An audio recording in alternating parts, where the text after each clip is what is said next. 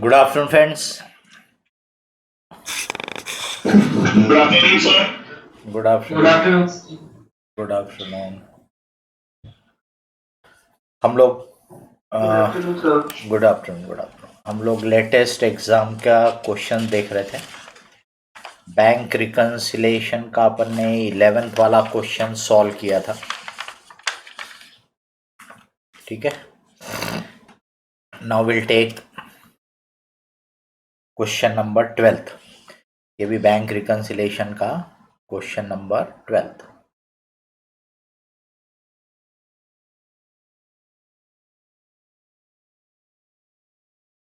Prepare a bank reconciliation statement from the following particulars as on 31st December 2020। Bank balance as per cash book, debit यानी deposit balance, फिर bank charge से detail दिया है। आपको bank reconciliation बनाने का है। Bank reconciliation statement as on 31st December 2020।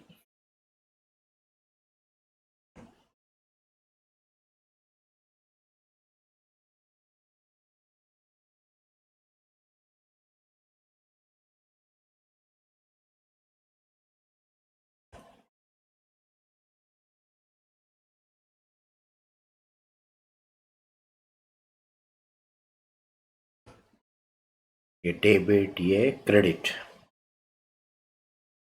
Balance as per cash book, debit यानी डिपॉजिट बैलेंस दिया हुआ है 1,98,000। Bank charges debited by the bank not recorded in the cash book. अब क्या कुछ भी फिगर दे देता है ना। 34,000 bank charges. Bank charges charged by bank. अब क्या है, ये बैंक ने रिकॉर्ड किया, हमने रिकॉर्ड नहीं किया है। So it is the payment जो हमने अभी तक रिकॉर्ड नहीं किया। तो ये पेमेंट की एंट्री अपन पास कर रहे हैं, ऐसा समझ लो। पेमेंट में अपन बैंक अकाउंट को करते हैं क्रेडिट, इसलिए कर दिया credit. 1 minute.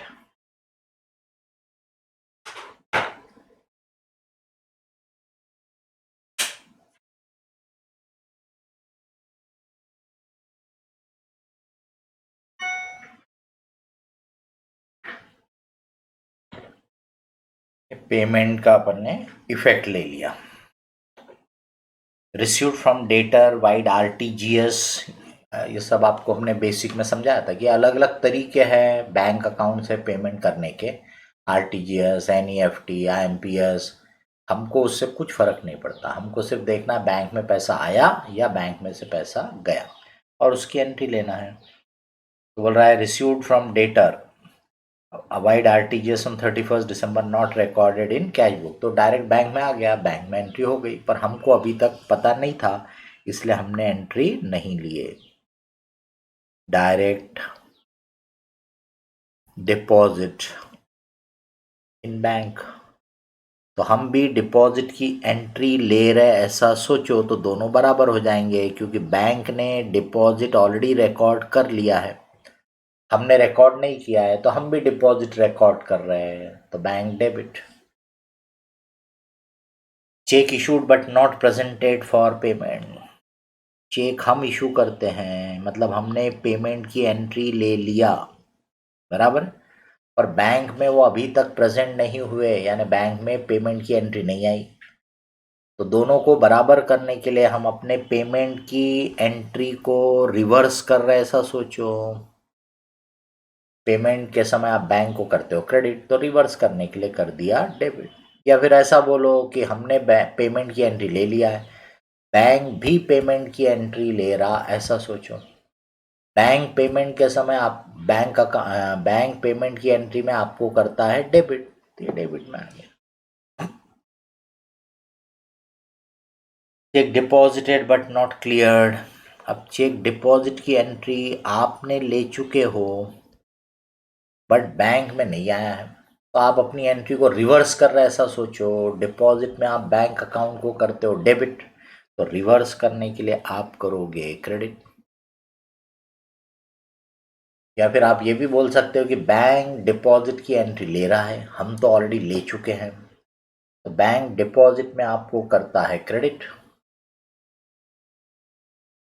Check received and deposited but dishonoured, entry for dishonour not made in the cash book. आपने डिपॉजिट की एंट्री ले लिया बट डिसऑनर हो गया, उसकी एंट्री लिया ही नहीं। चेक डिपॉजिटेड बट डिसऑनर्ड,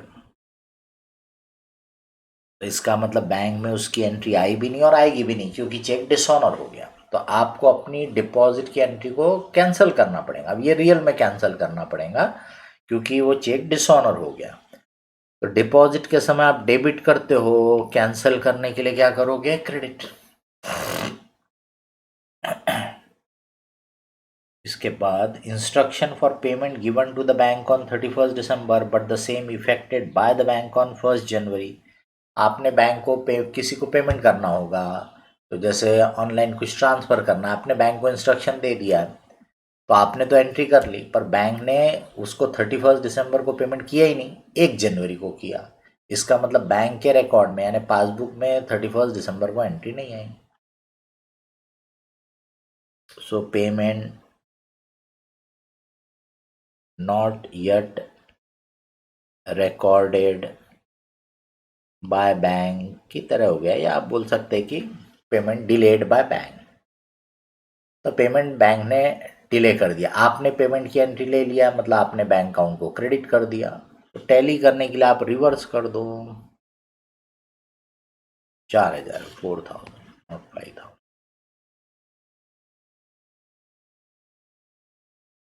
ये है।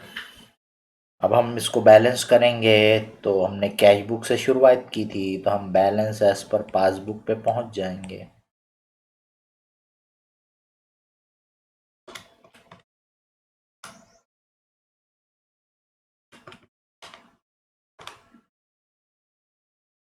$3,47,000 माइनस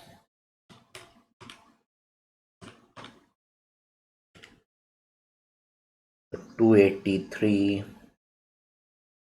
और बैंक के हिसाब से क्रेडिट बोला तो डिपॉजिट रहता है, बैंक के हिसाब से क्रेडिट बैलेंस यानी डिपॉजिट बैलेंस। अब ये आप अपने डेबिट क्रेडिट का नॉलेज यूज़ करके चाहे तो क्विकली बना लो, रफ में बना लो, बट आंसर आप, मेरे हिसाब से तो ये 100% करेक्ट है। बल्कि मैं तो बोलूँगा, जिसको अकाउंटिंग समझती है, जिसको रियल चीज़ समझती है, उसने तो इसको ज़्यादा प्रेफरेंस देना चाहिए, ये ज़्यादा अच्छी तरीके है। लेकिन क्योंकि मॉड्यूल वगैरह में वो एडलेस से किया है, इसलिए इट इज़ क्वाइट पॉसिबल कि वैल्यूअर भी एक्सपेक्ट करेगा एडलेस में। हो सकता है उसने कभी डेबिट क्रेडिट में खुद भी नहीं बनाया होगा, खुद भी नहीं देखा होगा, ये भी पॉसिबिलिटी है। तो इसलिए मैंने बोला कि आप एग्ज़ाम में उसको सेफ साइड में रहते हुए एडलेस में लिख दो। ये बैंक रिकन्सिलेशन स्टेटमेंट एडलेस में आपको लिखना है, तो सिंपल सा थोड़ा सा काम एक्स्ट्रा करना पड़ता है। यही जो आपने बनाया है कि balance as per cash book. अब ये कैश बुक का डिपॉजिट 1,98,000। अब ये डेबिट है आपके, डेबिट क्रेडिट में, तो जितने डेबिट है वो ऐड हो जाएंगे। तो ये ऐड वाले में ये डेबिट का 1,00,000 ये ऐड होगा, 45,000 ये ऐड होगा, 4,000 ये ऐड होगा, ये आपका 1,49,000। डिटेल लिख देने का उसके बारे में, जैसे आरटीजीएस डिपॉजिट इन बैंक या डायरेक्ट डिपॉजिट इन बैंक, बराबर। फिर ये check issued but not paid,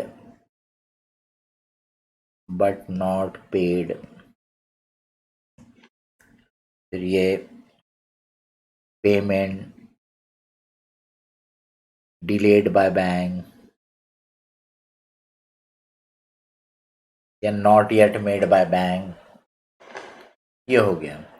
अब ये 198 में 198 प्लस 149, ये 3,47,000 आ गया लेस।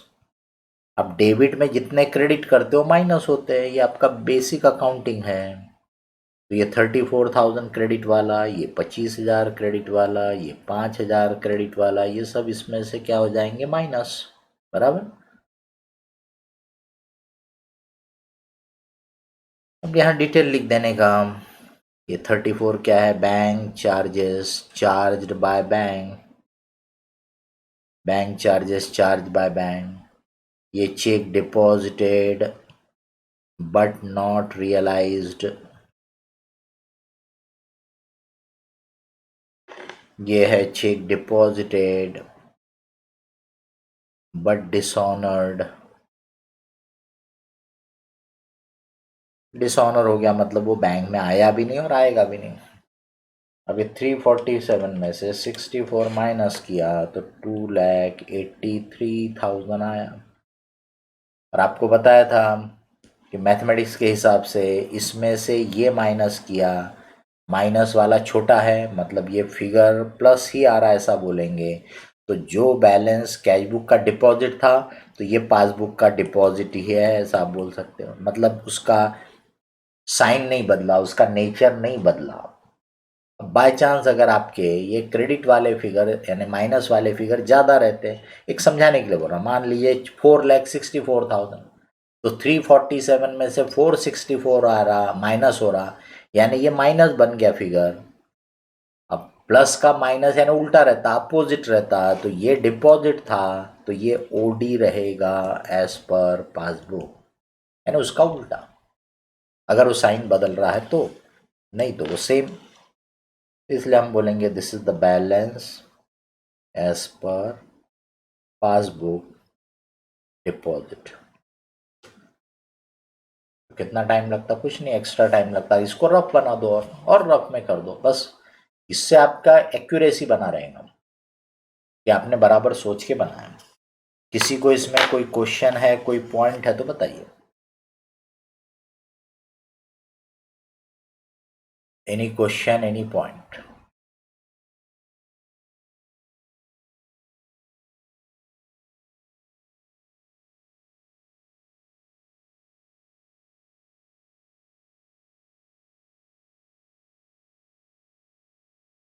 बढ़े आगे।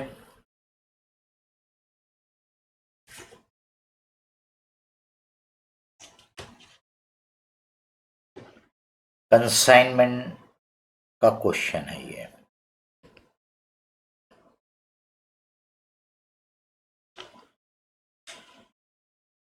Question number 14।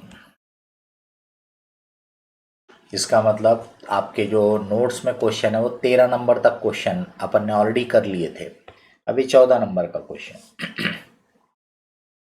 Maya consigned 400 boxes of shaving brushes. Each box contains 100 shaving brushes. Cost price of each box was 2,000. Maya spent 500 per box as cartage, freight, insurance, and forwarding charges. One box was lost on the way, and Maya lodged a claim with insurance company and could get 2,700 as claim on an average basis.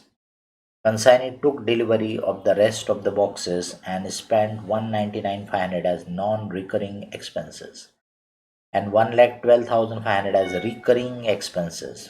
मतलब बताया था आपको, non recurring मतलब वो goods पे एक ही बार खर्चा होता, फिर से रीअकर नहीं होता।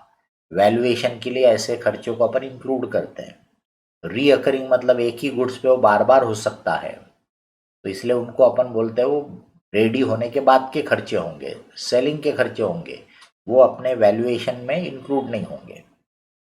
He sold 370 boxes at the rate of 65 per shaving brush. He was entitled to 2% commission on sale plus 1% deal creditor commission. You are required to prepare consignment account. Consignment account ही पूछा है तो उतना ही बनाना है, लेकिन अपने को वैल्यूएशन वगैरह करने की ज़रूरत पड़ेगी स्टॉक की।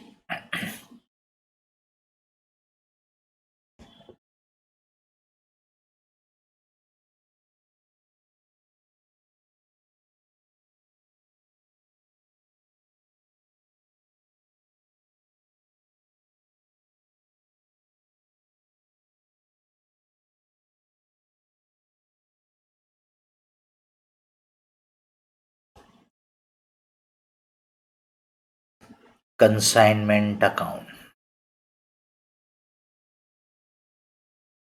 कंसाइनर का ये प्रॉफिट एंड लॉस अकाउंट है, माया एंटिटी है वो। कंसाइन 400 बॉक्सेस, तो कंसाइनमेंट में करते हैं अपन debit, goods sent on consignment account में करते हैं क्रेडिट, बराबर। तो 400 बॉक्सेस उसने भेजे, हर बॉक्स में 100 शेविंग ब्रशेस है, और कॉस्ट प्राइस जो दिया है 2000 रुपये, वो एक बॉक्स का दिया है, तो इसलिए हम बोलेंगे 400 बॉक्सेस है एट द रेट ऑफ 2000। तो 400 इंटू 2000 यानी कि 8 लाख रुपए के गुड्स हमने अपने एजेंट को भेजे। माया यानी अगेन कंसाइनर, यानी हम spend 500 per box as cartage, freight etcetera, तो हमारा कैश, बैंक अकाउंट क्रेडिट होगा, इसमें कार्टेज, इंश्योरेंस एक्सेट्रा सब आ गया, बराबर। फ्रेट एक्सेट्रा सब इसमें आ गया। कितना किया, तो 400 बॉक्सेस पे 500 रुपए के रेट से, यानी 2 लाख रुपए आ जाएगा। 2 लाख रुपए हमने यहाँ से उसको भेजने वगैरह का खर्चा किया। फिर बोलता है कि 1 box was lost on the way. अब लॉस हो गया, उस पर इंश्योरेंस क्लेम भी मिल रहा है, इसलिए अपन इसको एबनॉर्मल लॉस ट्रीट कर लेंगे। अपन यहाँ करेंगे क्रेडिट, एबनॉर्मल लॉस अकाउंट में करेंगे डेबिट, इसका वैल्यू निकाल के, और उसके अगेंस्ट में क्लेम मिला तो वो क्लेम भी एबनॉर्मल लॉस में क्रेडिट कर देंगे, बराबर है, with insurance company 2700। Consignee took delivery of the rest of the boxes and spent 199,500 as non-recurring and इतने रिकरिंग। तो अब ये कंसाइनी ने हमारे बिहाफ में खर्चे किए, तो हमारा खर्चा है कंसाइनमेंट में डेबिट, कंसाइनी का अकाउंट करेंगे क्रेडिट, कंसाइनी का अकाउंट करेंगे क्रेडिट, बराबर। अब उसने non recurring expense, non recurring expense 199,500, जब स्टॉक वगैरह वैल्यू करना है तो ये काम का है। ये रीअकरिंग एक्सपेंसेस ये वैल्यूएशन में काम के नहीं है, पर खर्चे दोनों हैं आपके कंसाइनमेंट अकाउंट में, दोनों डेबिट होंगे। 3,12,000 का खर्चा हमारे कंसाइनी ने किया, तो कंसाइनमेंट में किया डेबिट, कंसाइनी को करेंगे क्रेडिट। ही सोल्ड 370 बॉक्सेस, 370 बॉक्सेस उसने बेच दिया, एट द रेट ऑफ 65 पर सेविंग ब्रश, ऐसे ट्विस्ट करते, तो बाकी का डाटा पर बॉक्स था और सेलिंग प्राइस क्या दे दिया, पर ब्रश। अब एक बॉक्स में 100 ब्रशेस है, तो इसलिए ये मैं एंट्री कर रहा हूँ, कंसाइनी को करूँगा डेबिट, कंसाइनमेंट में करूँगा क्रेडिट सेल, बराबर। अब इसका कैलकुलेशन, तो 370 बॉक्स आपने बेचे, हर बॉक्स में 100 ब्रश है, यानी इतने नंबर ऑफ ब्रशेस आपने बेचे, और ये आपने 65 के रेट से बेचे हैं, बराबर। 370 इंटू 100 इंटू 65, 24,05,000।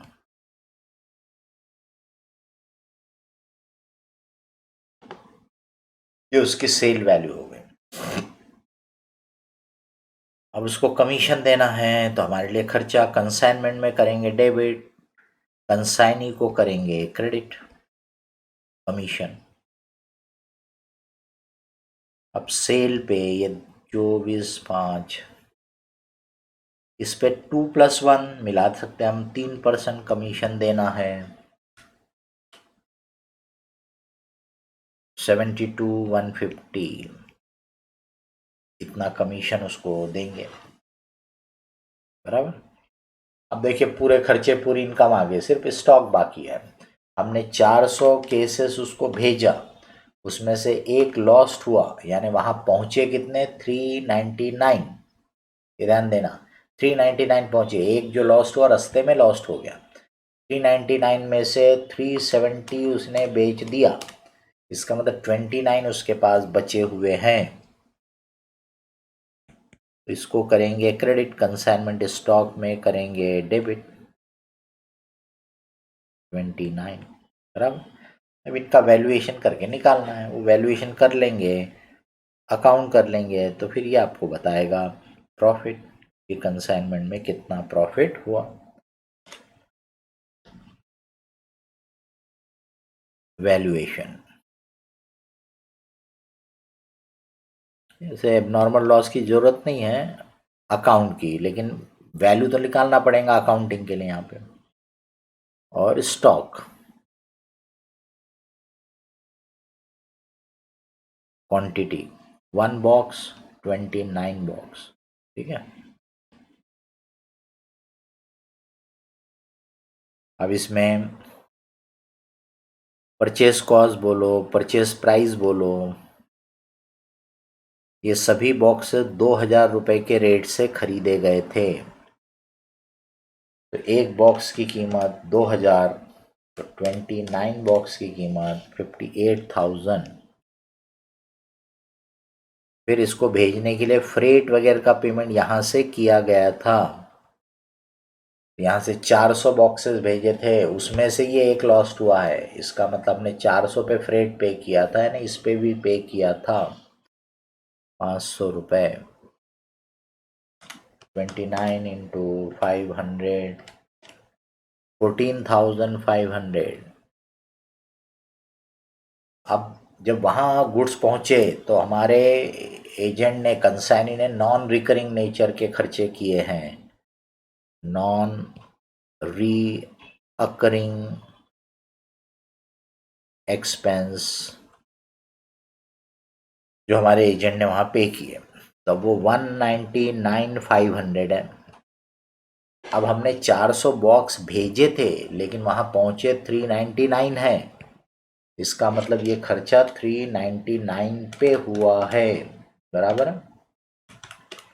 ये भी 500 रुपये पर बॉक्स हुआ। ये वाला लॉस्ट हो गया था ट्रांजिट में, मतलब ये वहाँ पहुँचा ही नहीं, मतलब इसलिए खर्चा किया ही नहीं, बराबर है। इसलिए 500 रुपये इस पे नहीं आएगा। अब ये 29 पे 14,500 आ गया। तो ये एबनॉर्मल लॉस 2,500।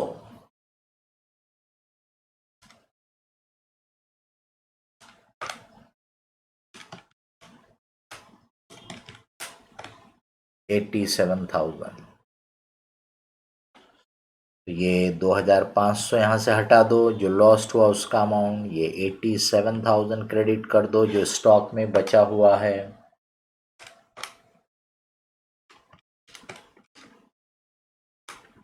तो 24,94,500 ये टोटल हुआ।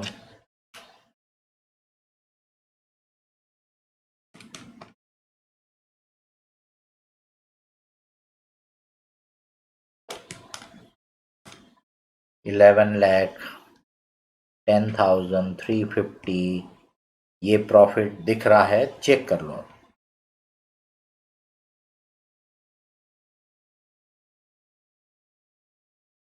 बराबर। 11,10,350 का प्रॉफिट। अब एबनॉर्मल लॉस अकाउंट अगर आप बनाओगे, एबनॉर्मल लॉस अकाउंट, तो आपने कंसाइनमेंट में क्रेडिट करके यहाँ पे डेबिट किया 2,500। अब इस पे आपको इंश्योरेंस क्लेम मिला है 2700 रुपये,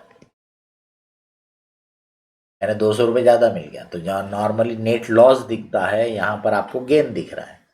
अब जैसे नेट लॉस रहता अपन प्रॉफिट लॉस में ट्रांसफ़र करते हैं, वैसे ये गेन को भी प्रॉफिट लॉस में ट्रांसफ़र कर देंगे। नॉर्मल कोर्स में इंश्योरेंस में ज़्यादा अमाउंट नहीं मिलता। इंश्योरेंस में it is a contract of indemnifying, नुकसान की भरपाई रहता है, लेकिन अब कभी कभी दे देता है ऐसे फिगर। तो आपको तो फिगर दिया है, इसलिए आपको उसको बदलना नहीं है। 200 रुपये ज़्यादा मिला तो मिलने दो, तो ये P&L में क्रेडिट हो जाएगा। किसी को भी इसमें कोई भी क्वेश्चन, कोई भी पॉइंट है तो बताइए।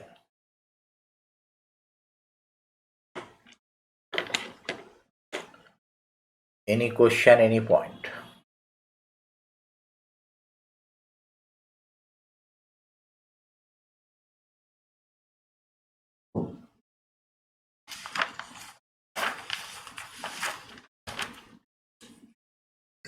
एक क्वेश्चन और है कंसाइनमेंट का।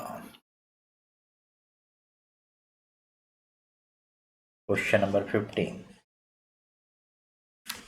A Products Limited of Kolkata has given the following particulars regarding tea sent on consignment to C stores of Mumbai. तो टी है उसका कंसाइनमेंट का आइटम। 5 kg टीन कॉस्ट दिया है, सेलिंग प्राइस दिया है, क्वांटिटी कितनी भेजा ये दिया है। 10 kg टीन वैसी डिटेल दिया है। The consignment was booked on freight to pay basis, मतलब यहाँ से जब हमने माल भेजा तो हम फ्रेट पे कर सकते हैं, ये एक रास्ता रहता है। या हम बोलेंगे वहाँ पे फ्रेट लेना, जब पहुँचा दोगे तब, तो उसको बोलते हैं freight to pay basis. Truck यहीं से हमने किया लेकिन उसको बोला फ्रेट टू पे, वहाँ पे होगा। The freight was charge at 5% of selling value. C store sold 500 5 kg tin and 810 kg tin. It paid insurance rupees 10,000 and storage 20,000. C store is entitled to a fixed commission at the rate of 10% on sale. During transit, 50 quantity of 5 kg tin and 20 quantity of 10 kg tin got damaged and the transporter paid 5,000 as damage charges. Prepare consignment account in the books of A Product Limited. अब उसने ये clarify नहीं किया कि भाई ये transit में जो खराब हुए, डिस्ट्रॉय हुए, ये क्या फेंक दिए कि क्या हुआ, तो इसलिए अपन वैसा ही मान लेंगे कि टोटली बेकार हो गए। बराबर, बेकार हो गए, खराब हो गए, और ट्रांसपोर्टर से अपन ने इतना डैमेजेस क्लेम कर लिया। अब इसमें भी आपसे बोला है कंसाइनमेंट अकाउंट बनाओ।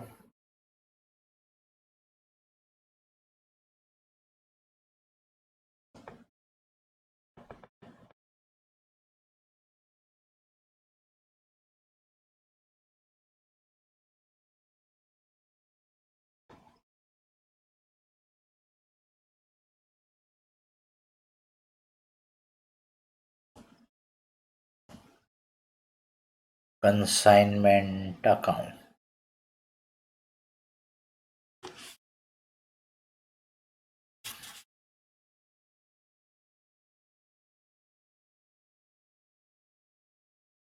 कंसाइनमेंट में debit, goods sent on consignment account में करेंगे क्रेडिट। बराबर, मैं सीधे कैलकुलेशन लिख दे रहा हूं। ये आपने 5 kg वाले जो है ऐसे 1000 टिन भेजे। एक टिन की कॉस्ट है 100 रुपये। बराबर, ये 1,00,000 रुपये हो गया। 1000 टिन 100 रुपये वाले, तो 1,00,000 रुपये। ठीक है, फिर आपने 10 kg वाले जो है वो भी 1000 टिन भेजे, लेकिन इनकी जो कॉस्ट है वो 180 रुपये है। इसका मतलब 1,80,000 रुपये हो गए, यानी टोटल 2,80,000 हो गए cost of the goods Saint. इतने कॉस्ट के गुड्स आपने भेजे। ठीक है, अब इसका फ्रेट जो है वहां जा कर के वो पे करेगा आपका एजेंट कंसाइनी। कंसाइनमेंट में करेंगे डेबिट, कंसाइनी को करेंगे क्रेडिट, फ्रेट का जो पेमेंट वो करेगा वहां पर। बराबर, अब इसका कैलकुलेशन अपन कर लेते हैं। फ्रेट सीधे सीधे देने के बदले उसने उसको सेल वैल्यू के साथ लिंक किया, लेकिन अब इसमें समझना चाहिए आपको कि सेल वैल्यू का मतलब जो गुड्स वहां पहुंचेंगे उसकी sale value, not actual sale. मेरे को बताओ, ट्रक वाला क्या इंतजार करेगा क्या कि जब आपका माल बिक जाएगा तब मेरे को किराया देना? ट्रक वाला तो जैसे माल पहुंचा किराया मांगेगा। लेकिन जो किराया कैलकुलेट करना है वो दोनों पार्टियों ने एग्री किया कि भाई जो गुड्स आप लेके जा रहे हो इसकी जो सेल वैल्यू है उसका 5% हम आपको किराया देंगे, ये एग्री किया गया है। तो अब आप देख सकते हैं कि आपके जो आइटम गए इनका सेलिंग प्राइस 150 रुपये, 250 रुपये सेलिंग प्राइस दिया हुआ है ना। अब इसमें कितने टीन पहुंचे वो आपने नीचे की जानकारी से समझ में आ जाएगा कि कितने डैमेज हो गए तो उस पर से पहुंचेगा। फ्रेट यहाँ लिख देता, वहां लिखूंगा तो जरा कंजस्टेड हो जाएगा। फ्रेट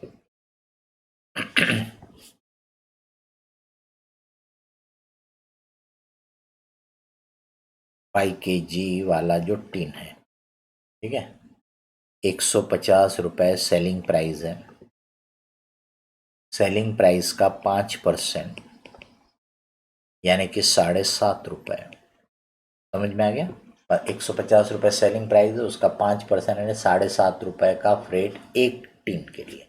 अब हमने भेजे तो 1000 थे, यहाँ से हम पे करते तो जनरली हम 1000 का पे करते उसको, लेकिन हमने वहाँ पहुँचने के बाद पेमेंट एग्री किया है, तो वहाँ पर कितने पहुँचे? तो during transit 50 quantity of 5 kg tin, तो 50 टीन जो थे आपके वो तो लॉस्ट हो गए, डैमेज हो गए, और उसका आपने तो उससे क्लेम भी किया है, तो इसलिए अपन यहाँ पे 950 का पेमेंट कर रहा है, क्योंकि 950 वहाँ पे पहुँचे। तो ये 7.5 रुपये इंटू 950 टीन यानी 7125। ये अब जो 10 kg वाले टीन हैं उनका सेलिंग प्राइस है 250 रुपये, तो इसका 5% बोलोगे तो 12.5 रुपये हो जाएगा। तो एक टीन पे 12.5 रुपये का किराया देना है। ये भी 1000 भेजे थे, लेकिन इसमें से 20 जो है 20 क्वांटिटी ऑफ 10 kg ये भी लॉस्ट हो गए, तो इसलिए इसके 980 टीन वहाँ पहुँचे। तो जो टीन वहाँ पहुँचे उसके सेल वैल्यू के ऊपर अपन ये 5% कमीशन या सॉरी फ्रेट कैलकुलेट कर रहे हैं। 12,250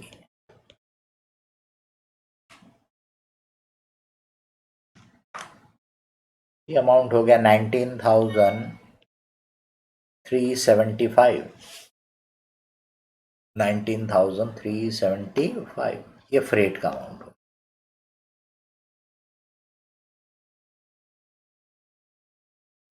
अब इसके बाद ये हो गया, फ्रेट हो गया, उसने सेल किया,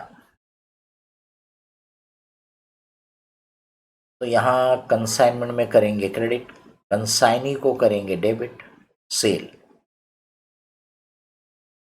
यहीं पे लिख देता हूँ कैलकुलेशन। उसने 5 kg वाले सी store sold 505 kg tin,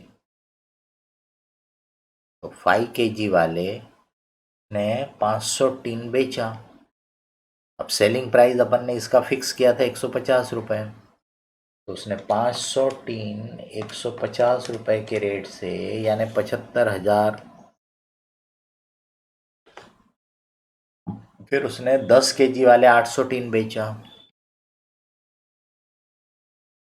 800 tin 250 रुपये का सेलिंग प्राइस है,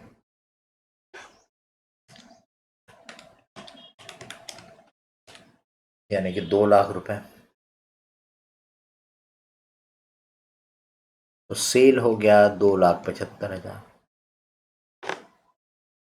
फिर उसने वहाँ पे इंश्योरेंस और स्टोरेज का भी पेमेंट किया, तो अगेन कंसाइनमेंट में डेबिट, कंसाइनी को करेंगे credit.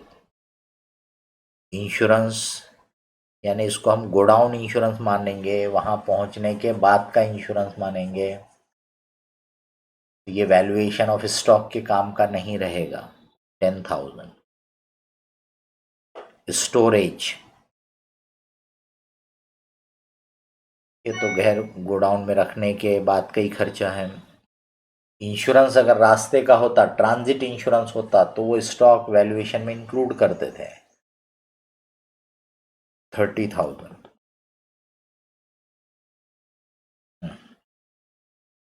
C store is entitled to a fix commission of 10% on sale. ये कंसाइनमेंट में किया डेबिट, कंसाइनी को किया क्रेडिट, बराबर है, कमीशन। अब सेल का 10% यानी 27,500, बराबर। अब अपन एबनॉर्मल लॉस कैलकुलेट करके यहाँ से हटाएंगे। इसमें 5 kg वाले 50 टीन लॉस्ट हुए थे, 10 kg वाले 20 टिन लॉस्ट हुए थे, है ना। तो फिर अपने को पता चलेगा क्लोजिंग स्टॉक, ये अब नॉर्मल लॉस अकाउंट में गया। तो कंसाइनमेंट स्टॉक, अब देखिए 1000 में से 50 ट्रांजिट में लॉस्ट हो गए, यानी 950 पहुंचे थे, उसमें से 500 बेचा। इसका मतलब 5 केजी वाले 450 टीन उसके पास अभी भी बचे हुए हैं। 10 केजी वाले 1000 भेजा था, उसमें से 20 रास्ते में लॉस्ट हो गए, मतलब 980 पहुंचे, 980, उसमें से उसने 800 बेच दिया, तो 180 उसके पास बचे हुए हैं, 180 बराबर है। अब इनके वैल्यूएशन में इनकी जो कॉस्ट थी वो, इनको पहुंचाने का जो फ्रेट का खर्चा लगा वो, ये इंक्लूड करना है। वैसे ऊपर ही ऊपर हो सकता है, आप थोड़ा ध्यान देंगे तो, ठीक है। ये देखिए, यही दो खर्चे वैल्यूएशन के काम के, स्टॉक वैल्यूएशन के। ये तो खर्चे पहुंचने के बाद के खर्चे हैं, ये सेलिंग के खर्चे हैं, मतलब ये वैल्यूएशन के काम के नहीं है, ठीक है। 5 केजी वाला जो है, जब मैंने भेजा वो 100 रुपये का था, और ऐसे 50 लॉस्ट हो गए। उन पे फ्रेट नहीं लगा था, क्योंकि फ्रेट अपन बोलेंगे वहाँ पहुँचने के बाद है, तो इसलिए अभी नहीं लगा था उस पर फ्रेट। तो 100 रुपये वाले 50, इसका मतलब 5000 रुपये के गुड्स। और ये 20 जो है ये 180 रुपये वाले हैं, यानी 3600 रुपये, है ना बराबर। 20 3600, है ना। ये 8600 abnormal loss. Abnormal loss account बनाओगे तो उसमें 5000 क्लेम कैलकुलेट क्रेडिट कर दोगे, तो नेट एबनॉर्मल लॉस 3600 आपके प्रॉफिट लॉस में चला जाएगा। अभी जो 450 केजी बचा है, ध्यान से समझिए, इसको 100 रुपये तो मैंने खरीदने के लिए तो यहाँ ही दिया था, और पहुँचाने के लिए मैंने 7.5 फ्रेट दिया है। कितने रुपए फ्रेट लगा है? 7.5 रुपये। समझ में आ रही बात? तो इसका मतलब 107 रुपये 50 पैसे का रेट इस पे लगा दो, 107.50, ठीक है।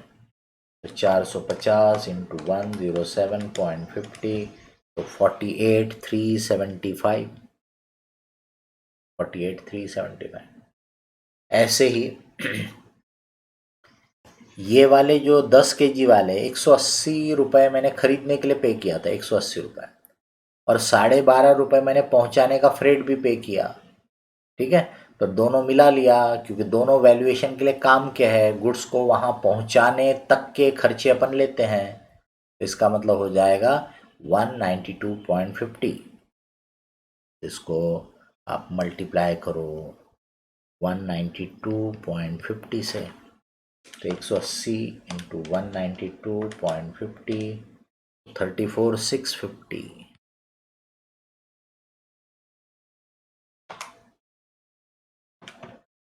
8325. 8325। अब अपन इसको बैलेंस करेंगे।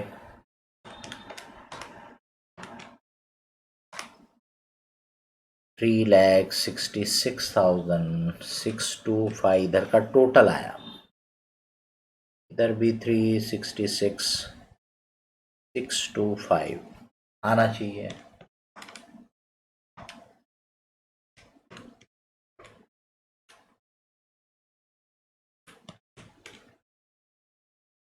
$9,750 का प्रॉफिट दिख रहा है इसमें,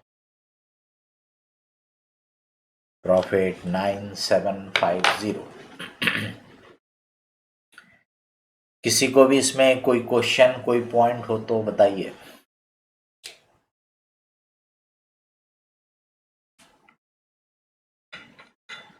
बोलिए, एनी क्वेश्चन, एनी पॉइंट।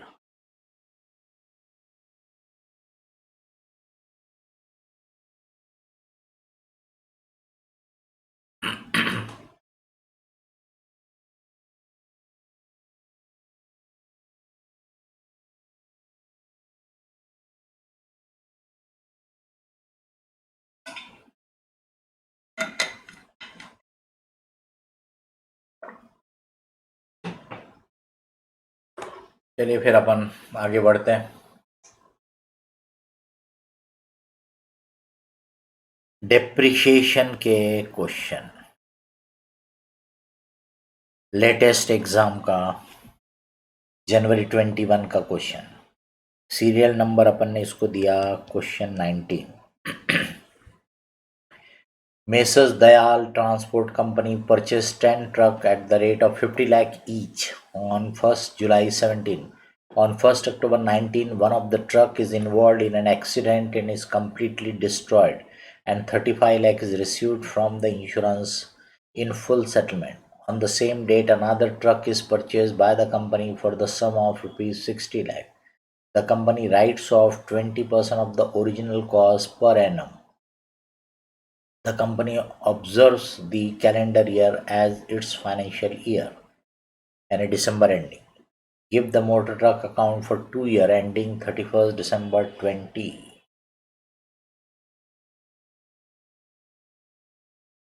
तो उसने पूछा तो आपसे सिर्फ 2 ही साल का है, लेकिन मैं वो जुलाई 17 से ही बना लेता हूँ, 17, 18, 19, 20, क्योंकि नहीं तो बैलेंस तो निकालना ही पड़ेगा, तो हम बना ले रहे पूरा।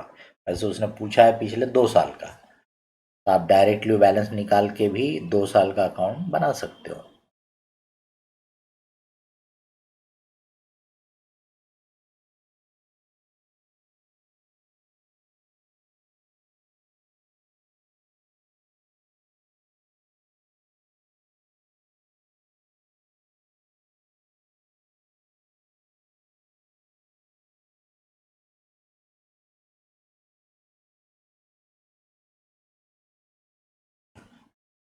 ट्रक्स अकाउंट, व्हीकल अकाउंट, 1 जुलाई 17 को उसने एक ट्रक खरीदा, 10 ट्रक खरीदा, 50 लाख का एक है, तो इसका मतलब 5 करोड़ के ट्रक उसने खरीदा। समझ गए? ये 5 करोड़ के ट्रक उसने खरीदा, 500 लैक्स मतलब 5 करोड़। ठीक है, 5 करोड़ के उसने ट्रक खरीदा। अब जब ईयर एंड हुआ यानी कि 31 दिसंबर 17, तो डिप्रिशिएशन चार्ज करेगा 20% of the original cost per annum, ये लिखा हुआ है बराबर। तो ये 5 करोड़ पे 20% एक साल का है, 5 करोड़ इस पे 20% एक साल का हो जाता है। अपने को 6 महीने का लेना है, क्योंकि 1 जुलाई से अपन ने लिया है। इसका मतलब 50 लाख रुपए का डेप्रिसिएशन हो गया। ये बैलेंस आप नीचे लेके जाओ, 4 करोड़ 50 लाख, ये नेक्स्ट ईयर में आ गया। नेक्स्ट ईयर 1 जनवरी 18, 4 करोड़ 50 लाख बराबर। ये अब इस ईयर के एंड में आप फिर डेप्रिसिएशन चार्ज करोगे, और कोई ट्रांजैक्शन नहीं हुआ है। अब कैलकुलेशन आप स्ट्रेट लाइन यानी ओरिजिनल कॉस्ट से कर रहे हो, तो ओरिजिनल कॉस्ट पे 20% लगाओगे, स्ट्रेट लाइन मेथड है, यानी 1 करोड़ का डेप्रिसिएशन। समझ रहे? जो बैलेंस बचा वो आपने कैरी कर लिया अगले पीरियड में, 3 करोड़ 50 लाख।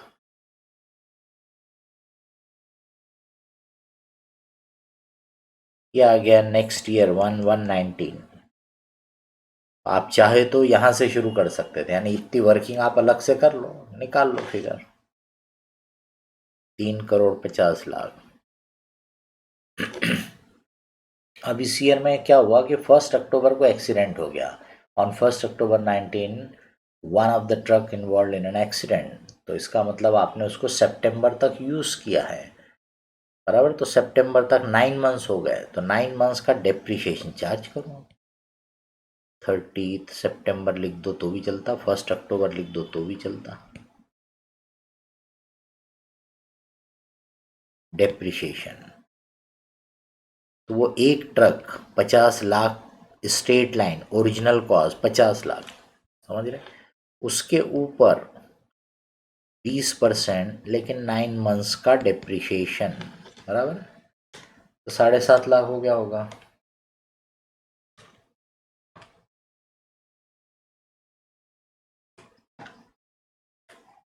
₹7.5 लाख।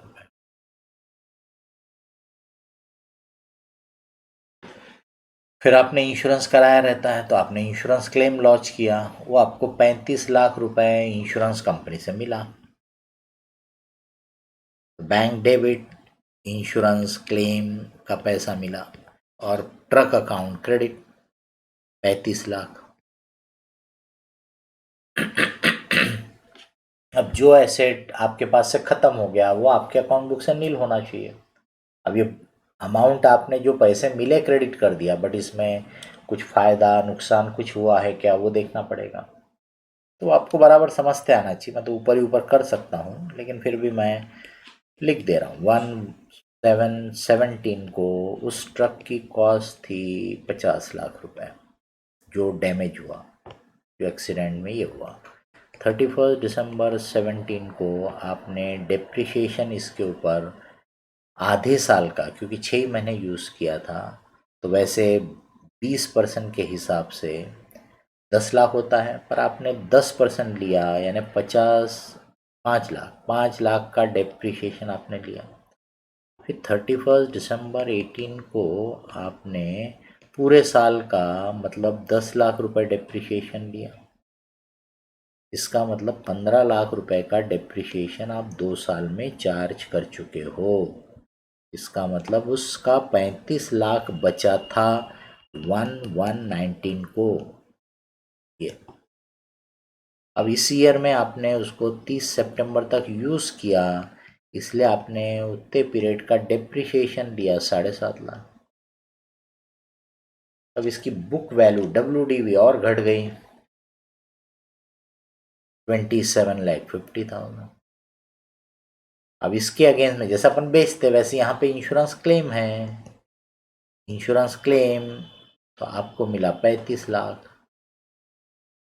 इसका मतलब आपको इसमें गेन हो गया 7.5 लाख। अब गेन हो गया मतलब क्रेडिट ज़्यादा है, तो उसको यहाँ से हटा दो, डेबिट कर दो।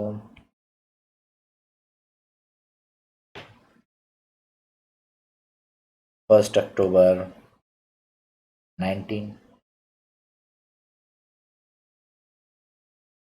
गेन ट्रांसफर्ड 7.5 लाख रुपए। प्रॉफिट लॉस ऑन, जैसे अपन सेल ऑफ एसेट बोलते थे, वैसे यहाँ पे गेन बोल दो, प्रॉफिट बोल दो। अब इसी डेट पे आपने एक ट्रक और खरीद लिया 60 लाख रुपए का। ये ट्रक्स में डेबिट, बैंक में क्रेडिट, 60 लाख रुपए का एक ट्रक आपने और खरीदा।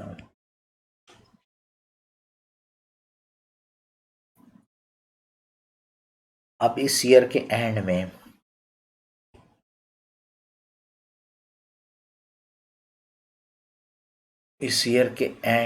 यानी कि 31 दिसंबर 19 डेप्रिसिएशन लेना है। अब आपका जो डेप्रिसिएशन वो स्ट्रेट लाइन है, आपके पास 4.5 करोड़ के ट्रक पुराने वाले हैं स्ट्रेट लाइन मेथड के लिए। ओरिजिनल कॉस्ट 4.5 करोड़ पुराने वाले, 5 करोड़ थे, उसमें से 50 लाख वाला एक ट्रक खत्म, तो 4.5 करोड़। ये ट्रक साल भर यूज़ हुए हैं, तो इन पे 20% यानी 90 लाख रुपए का डेप्रिसिएशन होगा, बराबर। फिर ये 60 लाख का एक और ट्रक आपने खरीद लिया, इस पे भी 20% लेना है, लेकिन इसको अक्टूबर नवंबर दिसंबर सिर्फ 3 महीने का लेने का है, बराबर। तो 3 लाख रुपए हो जाएगा।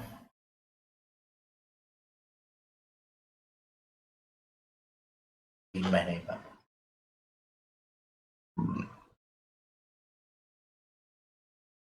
93 लाख का डेप्रिसिएशन चार्ज किया आपने। जो बैलेंस है वो कैरी फॉरवर्ड हो गया।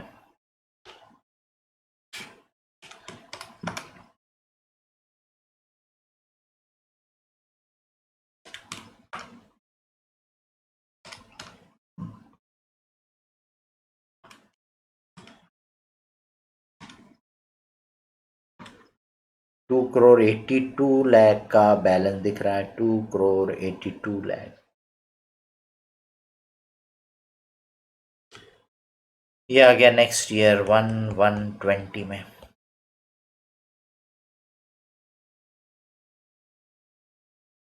$2,82,00,000। अब इसमें इस पीरियड में फिर कोई और ट्रांजेक्शन नहीं है, तो ईयर एंड में वो डेप्रिसिएशन चार्ज करेगा। स्ट्रेट लाइन मेथड 20% रेट है, तो आपको ध्यान रखना है आपके पास 4.5 करोड़ के एसेट पहले वाले जो थे, ये उनकी ओरिजिनल कॉस्ट है 4.5 करोड़। इस पे 20% यानी 90 लाख रुपए का डेप्रिसिएशन। फिर जो 60 लाख का आपने खरीदे थे, वो ओरिजिनल कॉस्ट 60 लाख है, उस पे 20% यानी 12 लाख, तो 1,02,00,000 का डेप्रिसिएशन आपने चार्ज किया, 1,02,00,000। तो अब आपका जो बैलेंस बचा है वो 1,80,00,000 का बैलेंस बचा। किसी को भी इसमें कोई भी पॉइंट, कोई भी क्वेश्चन है तो बताइए।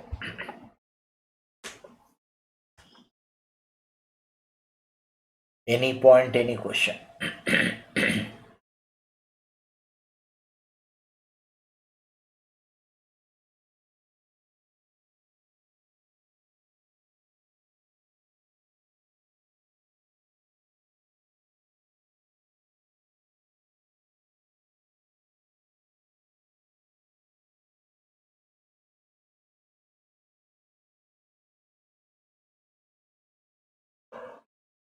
इसमें एक थेरेटिकल क्वेश्चन भी है, discuss the factors taken into consideration for calculation of depreciation. कि डेप्रिसिएशन कैलकुलेशन में किन फैक्टर्स का इफेक्ट होता है, बराबर।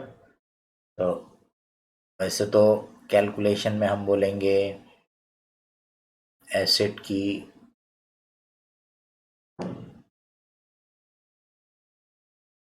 Factors considered for depreciation calculation।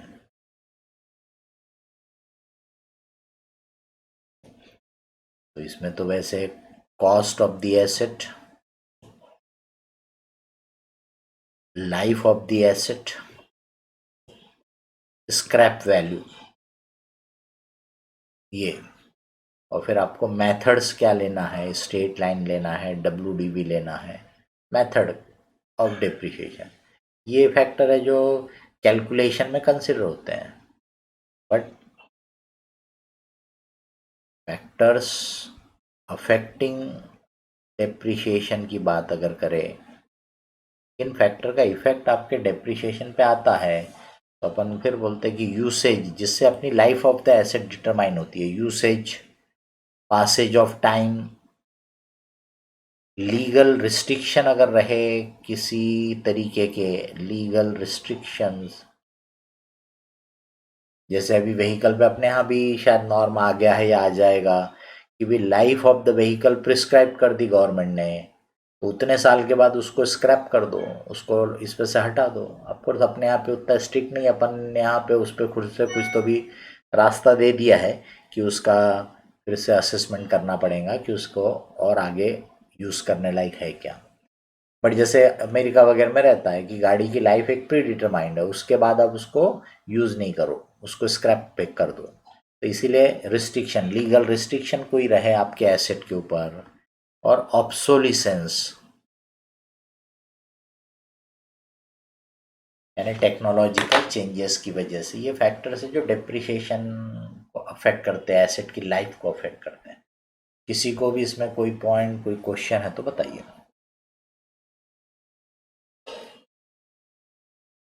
Actually sir, हाँ बोलिए। सर वो जो 2019 का डेप्रिसिएशन है हाँ 4,50,00,000, सर वो हाँ, तो 3,50,00,000 पे निकलना था ना, 20%। क्यों 3,50,00,000 पे क्यों? सर 2 साल उसमें डेप्रिसिएशन लग चुका था ना सर, 5 करोड़ के। आप तो वैल्यू तो 3 करोड़ 50 लाख की बची आप थी। डेप्रिसिएशन चैप्टर क्लास के बाद फिर से पढ़ लेना। मैं बार बार बोल रहा हूँ, यहाँ पे 20% ओरिजिनल कॉस्ट मेथड है, स्ट्रेट लाइन है, फिर भी आपको ध्यान नहीं है, आप WDV मेथड का कैलकुलेशन कर रहे हो। Okay sir. तो सर अगर ओरिजिनल है तो 5 करोड़ पे निकालते ना फिर। तो 5 करोड़ पे तो निकाला, फिर उसमें से एक ट्रक चला गया ना 50 लाख का। Yes sir, okay sir, thank you sir. कितने गलत करते हो, यानी इतनी सिंपल सी चीज पे ध्यान नहीं देते। एक्चुअली आप ही नहीं हो, ये सब कॉमर्स के बच्चों की ये हालत रहती है। आगे इंटरमीडिएट में भी जाते हैं तो कभी भी डेप्रिसिएशन का कैलकुलेशन करते समय सोचते ही नहीं, देखते ही नहीं कि मेथड कौन सी है करके, बस जो दिखा कैलकुलेट करने का। वैसे आप कर रहे हो, 3.5 करोड़ दिख रहा है तो उस पर क्यों नहीं ले रहे। बार बार बोल भी रहा हूँ, लिखा भी है, पर मैं भी बोल रहा हूँ बार बार, ओरिजिनल कॉस्ट, स्ट्रेट लाइन। बोलिए, किसी को और कोई क्वेश्चन?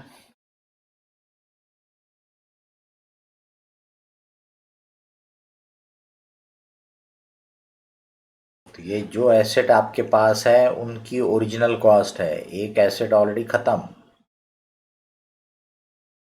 चलिए फिर आगे बढ़ते हैं। इन्वेंट्री के क्वेश्चन है।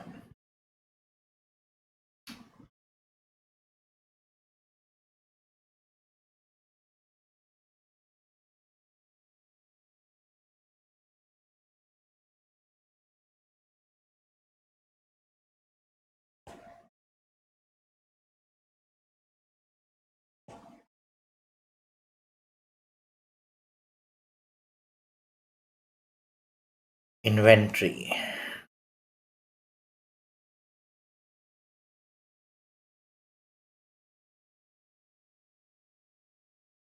Question number 12।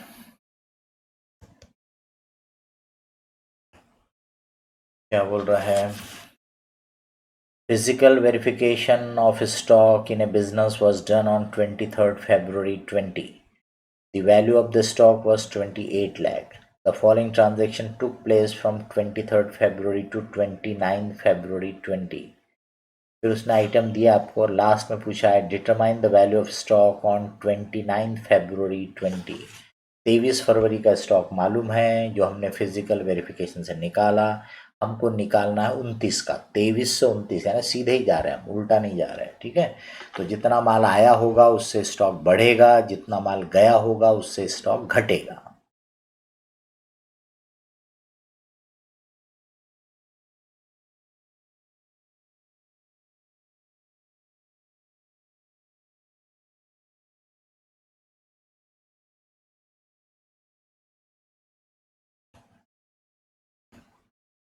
Statement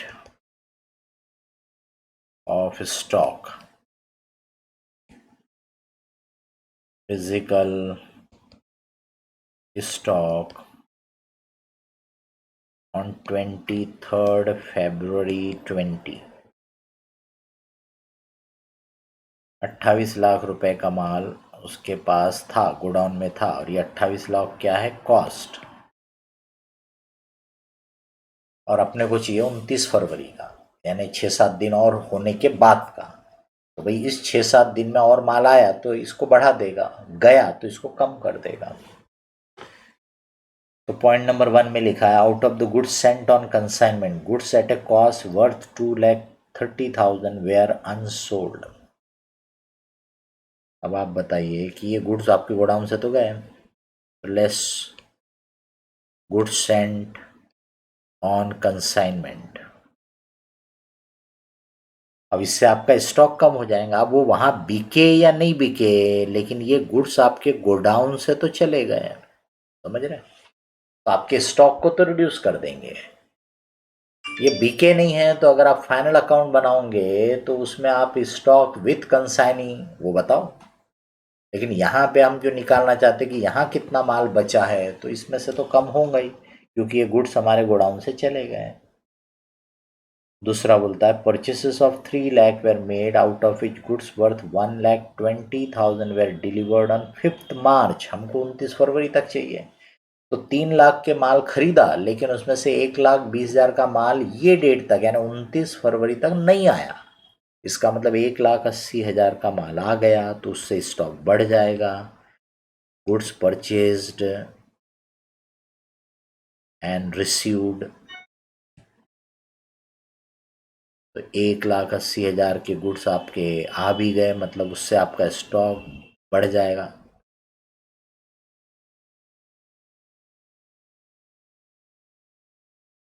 Sales were 13,60,000, which include goods worth 3,20,000 sent on approval।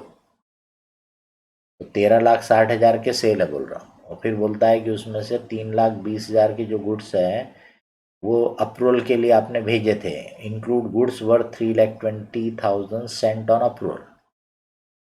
तो एक तरह से वो गुड्स आपके पास से गोडाउन से जो 13,60,000 गए हैं उसमें 3,20 भी है, ये भी गए, मतलब पूरे 13,60,000 वाले गुड्स गए। पर आगे क्या बोलता है, half of this goods were return before 29 February. तो 3,20,000 में से 1,60,000 के गुड्स वापस आ गए। इसका मतलब 13,60,000 सेल वैल्यू है, बाद में अपन कॉस्ट की बात करेंगे। 13,60,000 सेल वैल्यू के गुड्स गए, है ना। तो मैं यहाँ से कम कर देता कि गए, लेकिन उसमें से 1,60 के गुड्स वापस आ गए, यानी अल्टीमेटली 12 लाख सेल वैल्यू के गुड्स गए। फिर लिखता है कि return but no intimation is available regarding the remaining goods, यानी बचे हुए अभी बिके नहीं है, तो वो आप जब स्टॉक बताओ। खुशी खुशी तुम्हारा माइक कौन है, खुशी वर्मा। जम के आवाज आती है कि दिमाग में बिल्कुल। हाँ, क्या बोल रहा था मैं आपको कि वो गुड्स बिके नहीं है जो बचे हुए आधे हैं, वो स्टॉक विथ कस्टमर करके बताएंगे, पर यहां से तो गुड्स गए आपके, बराबर, यहां से तो गुड्स गए। उसके बाद उसी से रिलेटेड आगे लिखा है कि goods are sold at cost plus 25%। However goods costing 2,40,000 had been sold for 1,50,000। ये भी थोड़ा ध्यान देने का आपको, तो मैं यहाँ अलग आपको उसको ब्रेक कर देता हूँ, लेस करता हूँ। गुड्स सोल्ड एंड डिलीवर्ड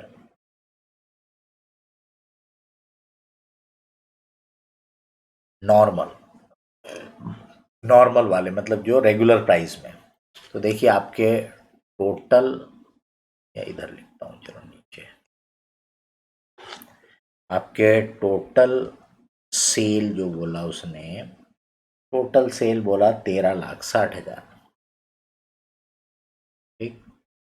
इसमें से लेस ऑन अप्रूवल वाले को अलग कर दो, विच इंक्लूडेड गुड्स वर्थ 3,20,000, 3,20, इनको तो हटा दो, ऑन अप्रूवल वाले को। इसका मतलब जो आपने डायरेक्ट बेचा वो 10,40,000 का बेचा। नॉर्मल कोर्स में अपन इसको कॉस्ट में कन्वर्ट कर देते कि इसमें 25% प्रॉफिट है, कॉस्ट प्लस 25%, तो 125 से डिवाइड करते, 100 से मल्टीप्लाई करते, कॉस्ट आ जाती। लेकिन फिर उसने लिखा है कि भाई however goods costing 2,40,000 had been sold for 1,50,000। इसका मतलब इसमें तो प्रॉफिट है ही नहीं बल्कि लॉस है। लेस सेल ऑफ, बोल सकते डैमेज गुड्स, वो 1,50,000 के गुड्स जो आपने बेचे वो एक्चुअल में कॉस्ट ज़्यादा है, आपने कम में बेचे। इसका मतलब हम बोलेंगे 9 लाख, नहीं 140, 8,90,000, 1040 में से 150 गया, 890, 8,90,000 ये नॉर्मल सेल हो गया।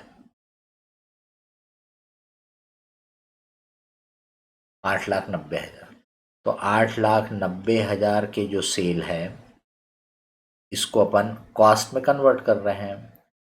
आप 100 रुपये कॉस्ट वाले में 25 रुपये जोड़ के 125 में बेचते हो, इसमें से 100 कॉस्ट है, बराबर। गुड्स सोल्ड एंड डिलीवर्ड अपने को कॉस्ट चाहिए उसकी, अपन कॉस्ट निकाल रहे हैं। तो 8,90,000 को 125 से डिवाइड करके 100 से मल्टीप्लाई किया, 7,12,000 कॉस्ट के गुड्स ये आपके रेगुलर प्रॉफिट मार्जिन पे बिके 7,12,000 कॉस्ट के, ठीक है। इसके बाद सेंट ऑन अप्रूवल, या फिर वो डैमेज वाले को पहले लिख देता हूं, डैमेज्ड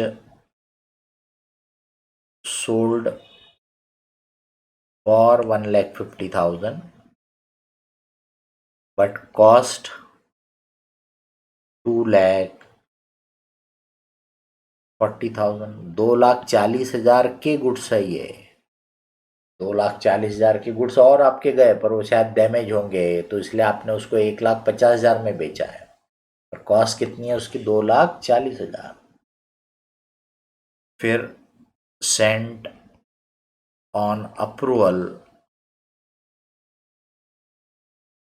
तो 3,20,000 के आपने भेजे, रिसीव्ड बैक, इसमें से आधे यानी 1,60,000 की गुड्स तो वापस आ गए, बराबर है। तो जो कस्टमर के पास पड़े हैं विथ कस्टमर अभी भी, वो सेल वैल्यू 1,60,000 है, इसको भी कॉस्ट में कन्वर्ट करेंगे, 1,60,000 को 1,28,000, 1,28,000,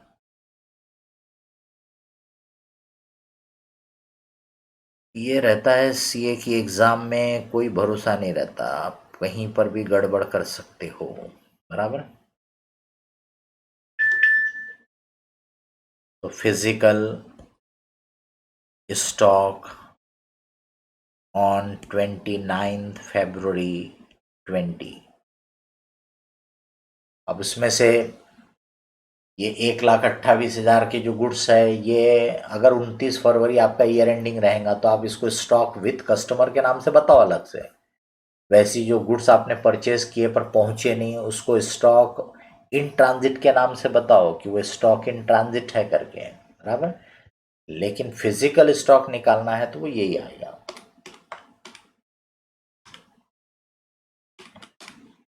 $23,30,000।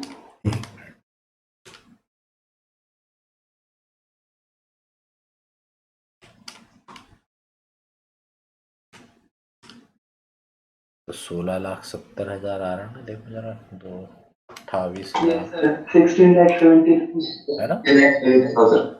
कैसे आड़े टेढ़ा कैलकुलेशन करते हैं, मेरे को चेक करना पड़ा अपना, मैंने सोचा कहीं मेरे से तो नहीं गलती हो गई।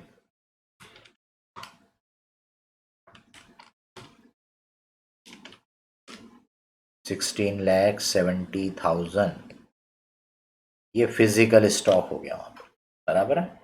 इसके अलावा 29 फरवरी को अगर बोलना है तो स्टॉक इन ट्रांजिट 1,20,000 है जो पहुंचा नहीं। स्टॉक विथ कस्टमर 1,28,000 है जो अभी तक बिका नहीं। किसी को इसमें कोई क्वेश्चन, कोई पॉइंट है तो बोलो,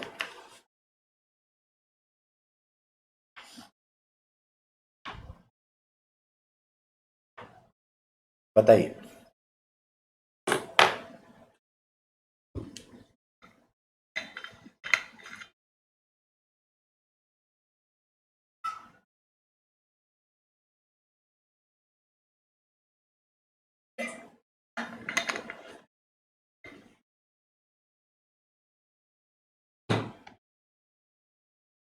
हाँ, सर जो पहला ही एडजस्टमेंट है कि गुड्स एंड और कंसाइनमेंट वाला, हाँ, उसमें सर उसकी डेट दे दी, तो हम यही मान के चलेगा ना कि वो जो कंसाइनमेंट पे भेजा है वो भी 23 से 29 के बीच में भेजा है, 23 के पहले नहीं भेजा है। वो मानने की जरूरत ही नहीं, ऊपर लिखा है, पढ़ के देख लो, ऊपर लिखा हुआ है, समझे। Okay sir.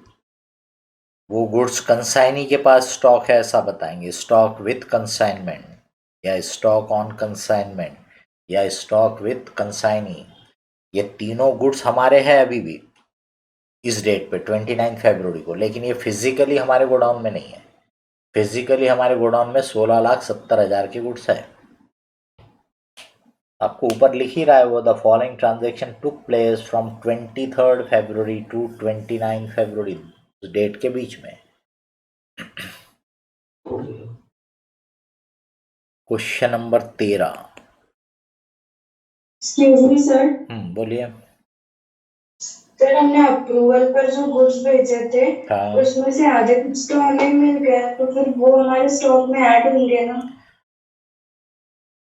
ये आप इसको समझिए पहले कि आप कर क्या रहे। अगर मैं यहाँ से पहले ये, जैसे मेरे पास मान लो 50 आइटम है, मैंने ऑन अप्रूवल 20 भेजा, तो मैं यहाँ से पहले 20 माइनस कर दूँ तो मेरे पास बचे थे 30, फिर 10 वापस आ गए, फिर मेरे पास 10 वापस आ गए, तो मैं बोलूँगा मेरे पास स्टॉक कितना है, 40। समझाइए। यस। हाँ, लेकिन अगर मैंने 50 में से माइनस करते ही समय 10 माइनस किया, क्योंकि मैंने 20 भेजा था, 10 वापस आ गए थे, तो मैंने माइनस ही 10 किया। दिख रहा है अभी? समझ में आ गई बात? तो हमने जो यस। भेजे थे पूरे माइनस करोगे तो वापस आएंगे तो ऐड करना पड़ेगा, और अपन ने माइनस ही नहीं किए पूरे, ये अपन ने माइनस ही नेट कर दिए।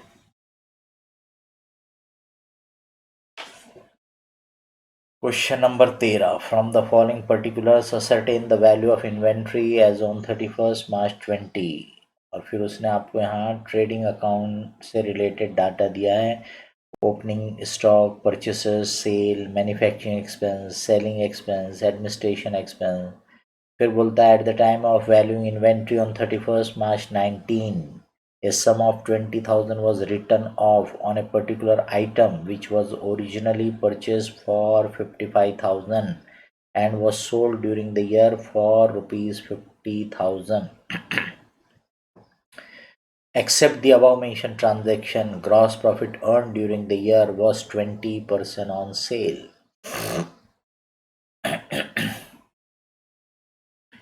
चलिए ट्रेडिंग अकाउंट बनाते हैं, उससे निकलेगा आपका ये इन्वेंट्री स्टॉक।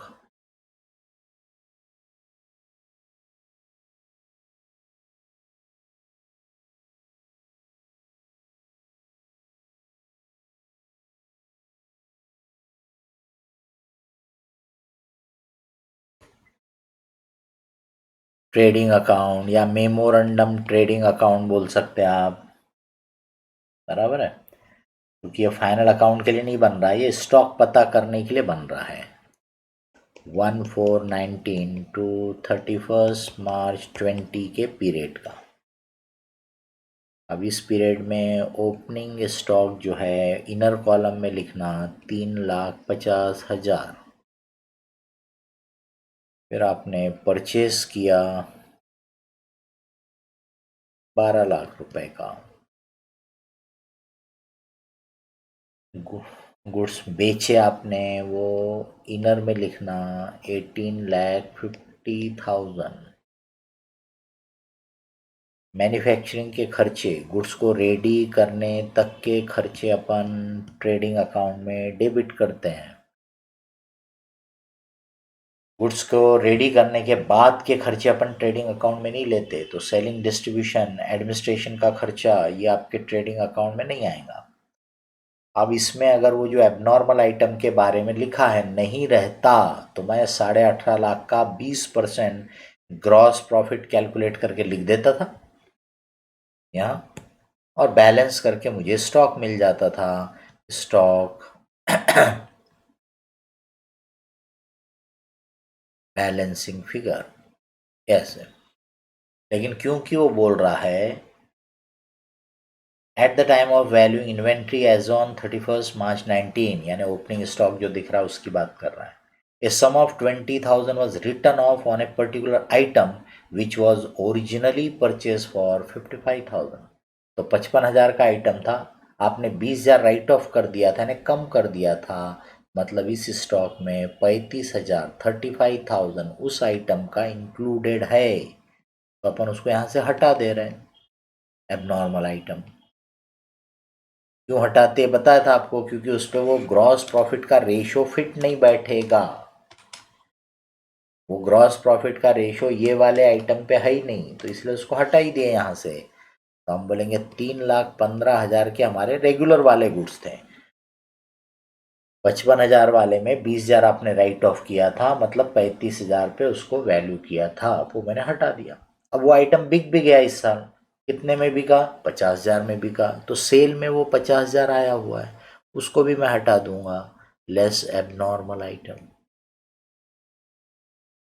यानी सेल ऑफ एबनॉर्मल आइटम, यानी 18 लाख मेरे रेगुलर गुड्स का, नॉर्मल गुड्स का सेल है, जिसपे 20% प्रॉफिट मैं कमाता हूं।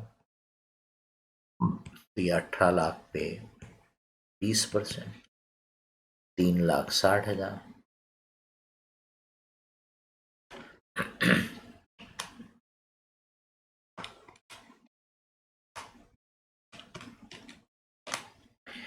$19,75,000 डेबिट का टोटल, उसमें से ये 18 लाख आपने माइनस कर दिया, तो 1,75,000 बैलेंसिंग फिगर के तौर पे बचा है।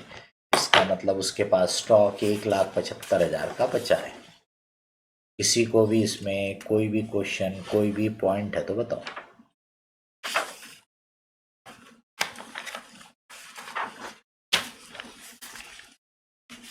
Any question, any point?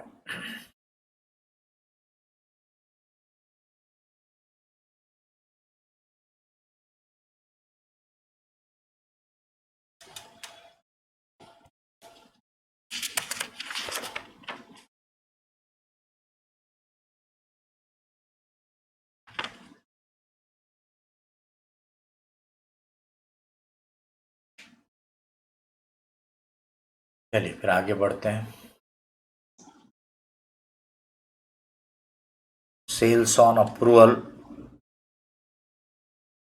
पे क्वेश्चन पूछा गया, क्वेश्चन नंबर 9, क्योंकि 8 क्वेश्चन हम ऑलरेडी पहले ले चुके हैं क्लास में, है ना। From the following information, show the journal entry in the books of ABC Limited for the year ended 31st March 20. 100 units of goods costing 500 each sent to XYZ Limited on sale or return basis at the rate of 750 per unit. This transaction was, however, treated as actual sale in the books of account. तो आपने वैसे तो approval पे भेजा था, but आपने उसको actual sale treat किया, ये अपन पढ़ चुके हैं। इसका मतलब आपने एंट्री पास कर ली और सेंड टू XYZ, तो नाम लिख देता हूँ XYZ लिमिटेड, ये डेटर है आपका, समझ गए। Account debit to sales account 100 unit 750 रुपये के रेट से, मतलब 75,000 रुपये।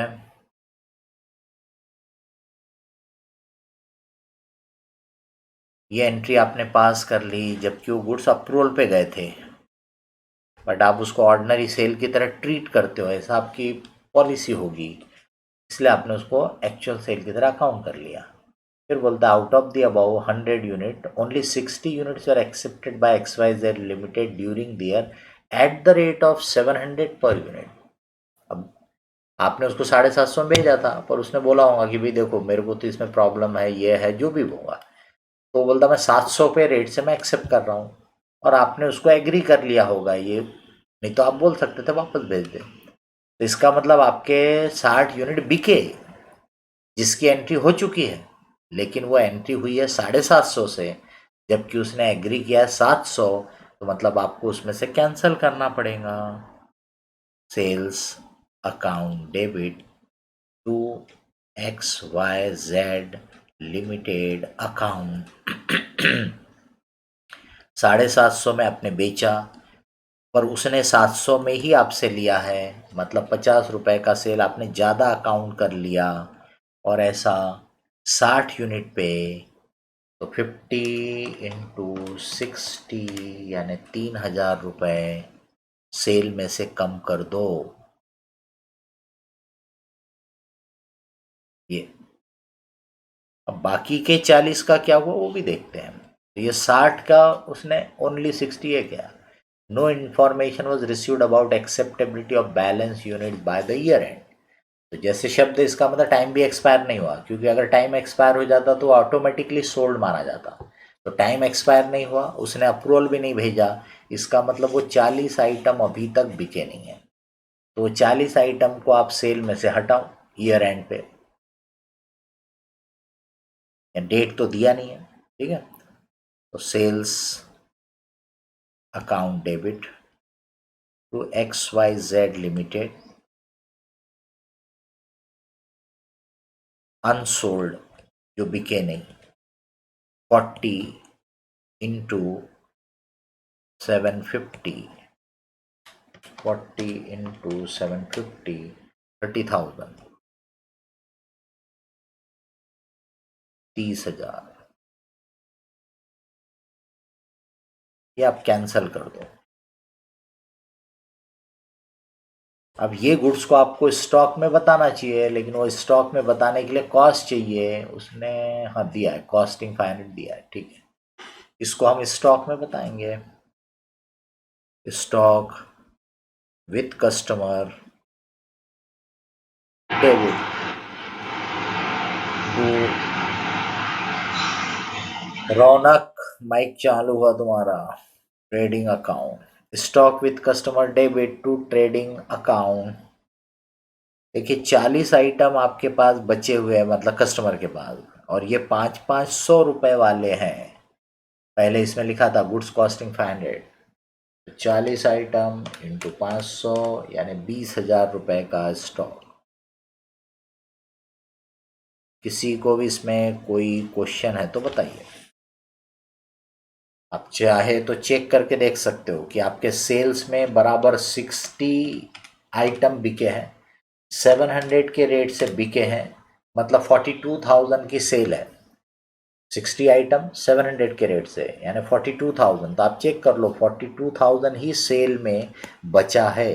ये 75 आपने पहले क्रेडिट किया, ये 3 डेबिट किया तो 72 बचा, फिर ये 30 डेबिट किया तो 42 बचा। 42,000 का सेल हुआ है आपका, बराबर। ये तीनों आइटम को कंसिडर किया तो 42,000 हो रहा है सेल, और वो है आपके 60 आइटम 700 रुपए के रेट से बिके हैं। किसी को भी इसमें कोई भी क्वेश्चन, कोई भी पॉइंट है तो बताइए।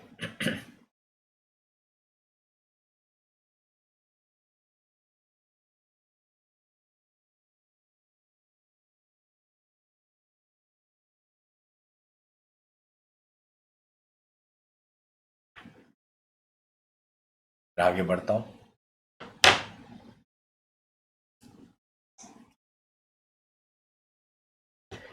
अब आपके फाइनल अकाउंट के question.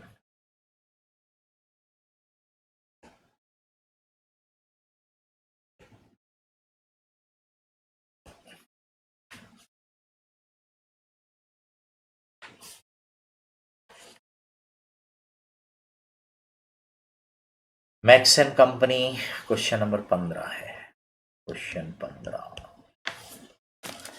Maxen company employs a team of 9 workers who were paid 40,000 per month each in the year ending 31st December 18. At the start of 2019, the company raised salary by 10% to 44,000 per month. On 1st July 2019, the company hired 2 trainees at salary of 21,000 per month. The workforce are paid salary on the first working day of every month, 1 month in arrears. तो इसका मतलब महीना खत्म होने के बाद अगले महीने की 1 तारीख को पे करते हैं। अरियर्स मतलब पुराना पेमेंट अगले महीने में, ऐसा। इन एडवांस बोला तो मतलब ऐसा है कि भी महीना शुरू होने के पहले पैसे दे दिए। तो इन अरियर्स बोला मतलब महीना खत्म होने के बाद और अगले महीने की 1 तारीख को हम पे कर दें, so that the employees receive their salary for January। उसने क्लैरिफाई भी कर दिया, लो January on the first working day of February, etc. You are required to calculate amount of salary which would be charged to the profit and loss for the year end date 31st December 19. amount actually paid as salary during 19, outstanding salary as on 31st December 19. तो ऐसी figure पूछा है तब वैसे ही बता देते आपके।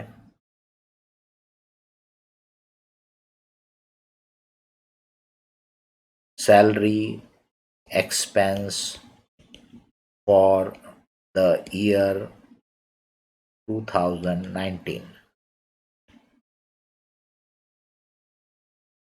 अब देखिए उसके पास 9 वर्कर है जिनको उसने इस ईयर के बिगिनिंग से ही 44,000 रुपए की सैलरी कर दिया था, है ना।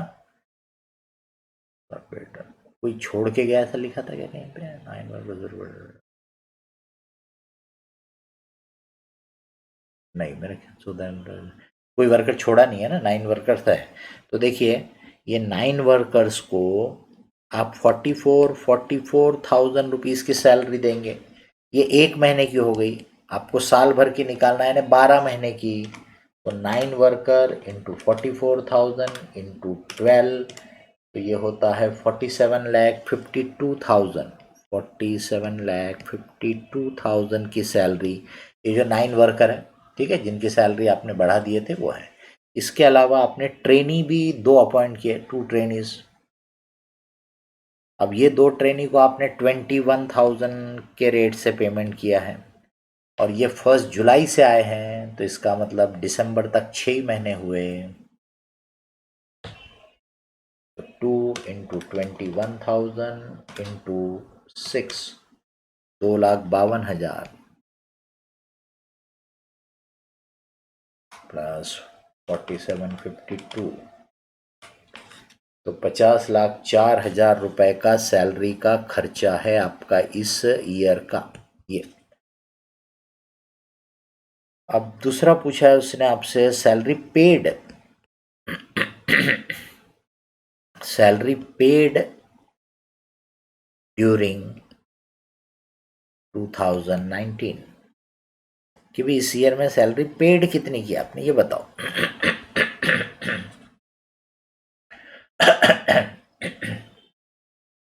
तो अब देखिए आप 1 महीने अरियर्स में पेमेंट करते हो, इसका मतलब पिछले साल की दिसंबर की सैलरी जनवरी 19 में आपने पे की है, बराबर। या मैं लिख देता हूँ, ये ओपनिंग आउटस्टैंडिंग को आपने पे किया। उस समय 9 वर्कर थे, 40,000 रुपए की सैलरी थी। इसका मतलब दिसंबर 18 का जो आपका आउटस्टैंडिंग था वो 9 इंटू 40,000 यानी 3,60,000, इसको आपने जनवरी में पे कर दिया होगा। फिर जनवरी का, फरवरी का, मार्च, ऐसे आप पे करते गए। मतलब ऊपर के कैलकुलेशन में जो 44,000 12 महीने का आपने बताया है, एक्चुअल में वो 11 महीने का पेड हुआ और 1 महीने का आपका बाद में पेड होगा, यानी कि अगले साल में। तो करंट ईयर का 9 वर्कर का 44,000 बट 11 महीने का आपने पे किया। तो 9 इंटू 44,000 इंटू 11 यानी 43,56,000 ये आपने पे किया, बराबर। इसके अलावा ये जो ट्रेनी है, ट्रेनी को 2 ट्रेनी को 21,000 रुपये 6 महीने हुए, लेकिन इस महीने का अगले महीने में जुलाई का अगस्त में पे किया था आपने, अगस्त का सितंबर में। तो जो दिसंबर का था वो अभी पेड नहीं हुआ है, मतलब 5 महीने का।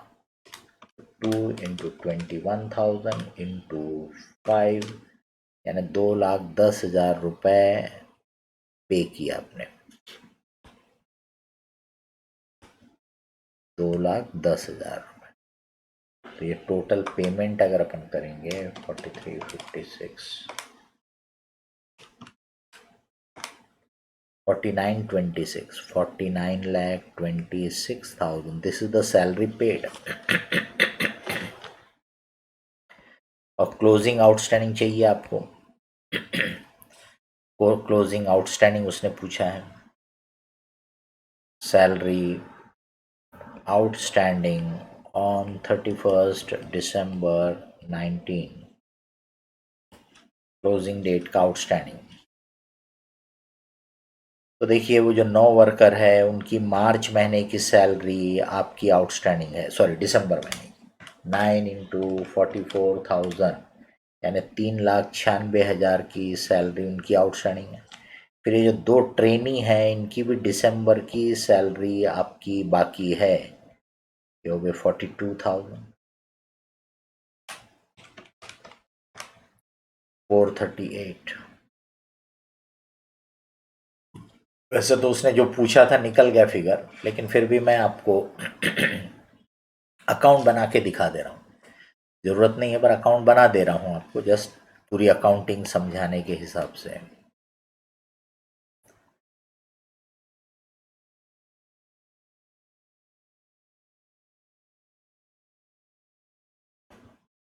सैलरी अकाउंट, पिछले साल का जो आउटस्टैंडिंग रहता है वो अपन यहाँ पे लेके आ जाते हैं। ये 2019 का अकाउंट है, ठीक है, ओपनिंग आउटस्टैंडिंग। लाइबिलिटी है, पेएबल है, उसको अपन यहाँ इसलिए ले लेते हैं क्योंकि जब करंट ईयर में पे करते हैं तो यहीं डेबिट कर देते हैं। अब आपने साल भर में जो पेमेंट किया तो सैलरी में किया डेबिट और बैंक अकाउंट में करोगे क्रेडिट। साल भर में आपने 49,26,000 का पेमेंट किया इस साल भर में, 49,26,000। फिर एंड ऑफ द ईयर में आपने देखा कि 4,38,000 की सैलरी इस साल की अभी भी पे करना बाकी है, तो आप सैलरी अकाउंट में करोगे डेबिट और सैलरी आउटस्टैंडिंग में करोगे क्रेडिट। ये सैलरी अकाउंट में किया डेबिट, जिसका क्रेडिट जाएगा सैलरी आउटस्टैंडिंग में, वो आपकी बैलेंस शीट में दिखेगा, बराबर।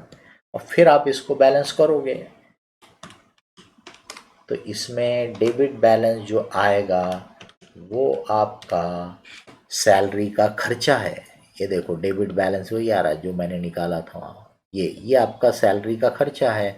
इसको आप अपने प्रॉफिट लॉस में अल्टीमेटली ट्रांसफ़र कर देते हो, बराबर।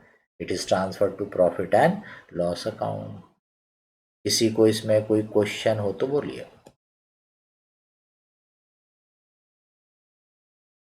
Any question?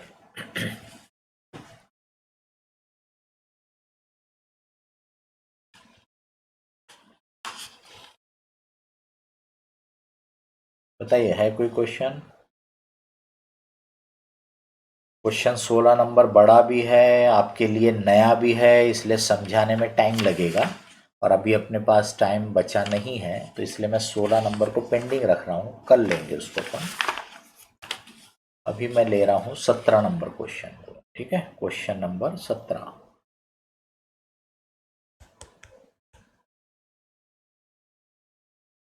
ये भी आपके फाइनल अकाउंट से कनेक्टेड है। Mr. K is engaged in business of selling magazines. Several of his customers pay money in advance for subscribing his magazine. Information related to year ended 31st March 20 has been given below. On 1st April 2019, he had balance of 3 lakh advance from customer, of which 2,25,000 is related to year 1920 and while remaining pertains to year 2021. During the year 1920, he made cash sale of 7,50,000. You are required to compute total income for the year 1920, total money received during the year if the closing balance as on 31st March 20 in advance from customer account is 2,55,000.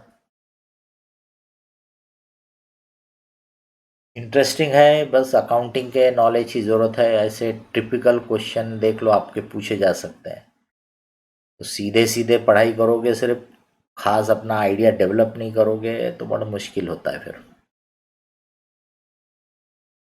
मैं 2 account बना के आपको दिखा देता हूँ।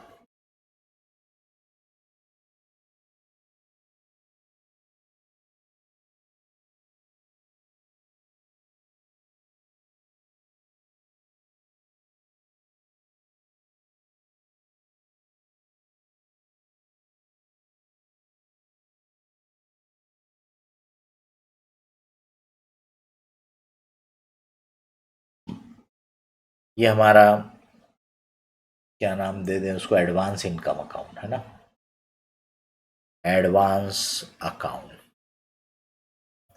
और ये हमारा इनकम अकाउंट, मैगजीन के सेल का income.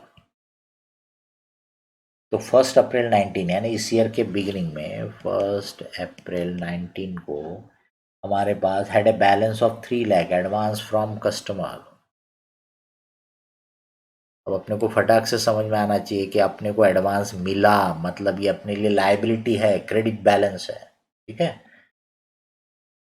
From customer of which 2,25,000 related two year 1920, मतलब इसमें से 2,25,000 करंट ईयर का है, मतलब उसके बदले में जो भी मैगजीन वगैरह अपने को सप्लाई करना है वो करंट ईयर में अपन सप्लाई करेंगे, तो वो 2,25,000 करंट ईयर की इनकम बन जाएगा।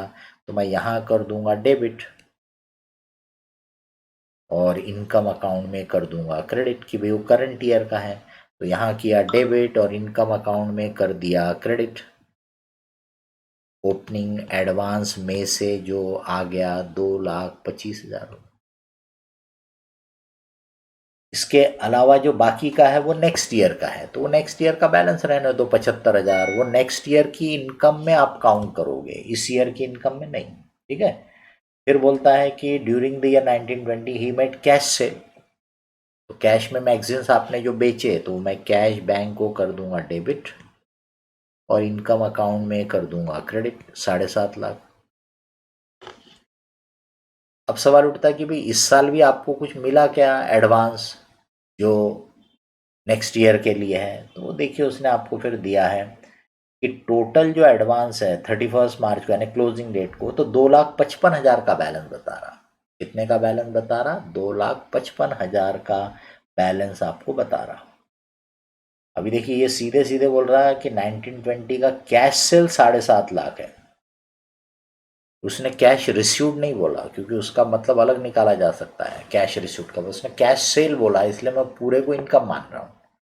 तो आप देखिए मेरे पास एंड में 2,55,000 का एडवांस है, जबकि पहले से जो मिला है उसमें से 75 है, मतलब 1,80,000 का एडवांस मेरे को इस ईयर में और मिला। ये 1920 में मैंने रिसीव किया, लेकिन ये इसके बदले में जो मैगजीन वगैरह सप्लाई करना है ये कब सप्लाई करना है? नेक्स्ट ईयर में करना है। तो मेरे को पैसा तो मिल गया लेकिन इसके बदले में मैंने मैगजीन अभी सप्लाई नहीं की, इसलिए ये एडवांस में दिख रहा है। तो अब ये मेरा देखो एडवांस अकाउंट क्लोजिंग बैलेंस बताएगा 2,55,000 जो उसने बोला है। और आपसे इनकम पूछा, वो इनकम नीचे वाला अकाउंट बताएगा। मनी रिसीव्ड वो मैं अलग निकाल के आपको बता रहा हूँ। 4,70,000 के 80,000 70 80 4,80,000 4,80,000 ये आपकी इनकम है। ये आप अपने प्रॉफिट लॉस में ट्रांसफर कर दोगे तो 975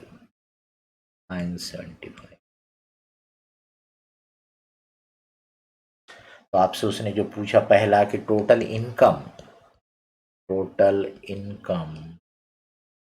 इज इक्वल टू 9,75,000 और दूसरा उसने पूछा था कि टोटल मनी रिसीव्ड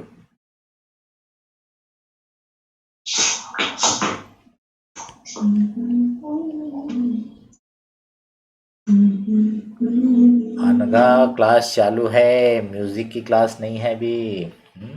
इधर ध्यान दो। टोटल मनी रिसीव्ड इसमें देखिए 7.5 लाख रुपए तो आपको ये सेल का मिला और 1,80,000 रुपए एडवांस का मिला, समझ रहे? ये आपका टोटल हो गया 9,30,000। तो अमाउंट कलेक्टेड जैसे वो सैलरी पेड और सैलरी एक्सपेंस था वहां पे आउटस्टैंडिंग था, यहाँ पे एडवांस है, बाकी कंसेप्ट वही है। ये आपकी इनकम और ये कलेक्शन। अमाउंट रिसीव्ड 9,30,000 है बट इनकम 9,75,000 है। किसी को कुछ बोलना है पूछना है तो बताइए। वो जो 16 नंबर का क्वेश्चन है वो नेक्स्ट लेक्चर में लेंगे, उसके बाद पार्टनरशिप शुरू कर देंगे, ठीक है। क्योंकि अब ये जो क्वेश्चन है ये चैप्टर के साथ साथ लेते जाएंगे। है कोई क्वेश्चन तो बताइए।